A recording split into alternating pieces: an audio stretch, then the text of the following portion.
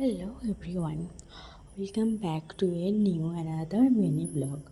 আশা করি সকলে ভালো আছো। আলহামদুলিল্লাহ আমরাও অনেক ভালো আছি।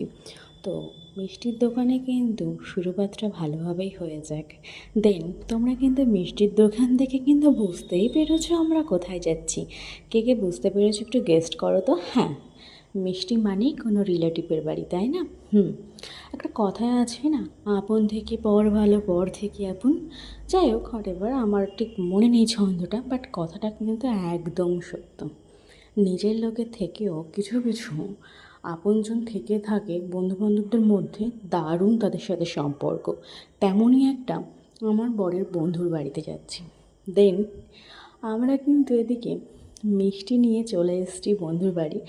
সঙ্গে সঙ্গে আমাদের ওয়েলকাম ড্রিঙ্কস হিসাবে কিন্তু দিয়ে দিল ডাবের জল।